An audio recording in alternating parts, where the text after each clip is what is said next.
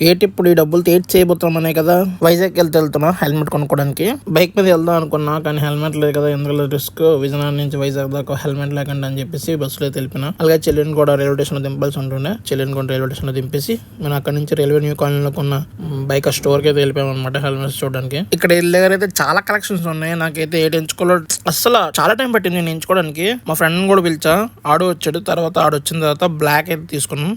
ఇదైతే batsmen theme అనమాట. ఇది కూడా చాలా బాగుంది. నాకు ఈ బ్యాట్మెన్ థీమ్ ఉన్న హెల్మెట్ తీసుకోవాలనిపించింది, కాకపోతే మన బడ్జెట్ కొంచెం హై ఉంది అనమాట, అందుకే తీసుకోలే. తర్వాత పారాడైస్ కి వెళ్ళి ఫుల్ కుమ్మేసి మనకి ఇష్టమైన బీచ్ రోడ్ కి అయితే వెళ్ళిపోయాను అనమాట. బీచ్ రోడ్ కి వెళ్తే కొంచెం పీస్ అవుట్ ఆఫ్ మైండ్ దొరుకుతుంది మనకి, కొంచెం ప్రశాంతంగా ఉంటాం. మనం ఎప్పుడు వైజాగ్ వచ్చినా వెళ్తా బీచ్ కి. అందరూ ఇంకో విషయం అయితే గుర్తుపెట్టుకోండి, అందరూ 1,00,000, 2,00,000, 3,00,000 పెట్టి బండి అయితే కొంటారు. మినిమం ఒక 5,000 బడ్జెట్ కూడా పెట్టుకోరు హెల్మెట్ కి. ఏదో రోడ్ సైడ్ 100, 300, 700 ఈ రేంజ్ లో తీసుకుంటారు. అది పడ్డామే అనుకోండి బై మిస్టేక్, బుర్ర 2 మొక్కలు అయిపోద్ది. అర్థమైంది కదా. కొంచెం సేఫ్టీగా కొంచెం ప్రికాషన్స్ తీసుకోండి ముందుగా. లైఫ్ అనేది వన్ టైం ఆఫర్ కాబట్టి సేఫ్ గా ఉండు, ఎంజాయ్ చేయి, నీకు నచ్చింది చేయి, ఓకేనా. జాగ్రత్తగా ఉండు.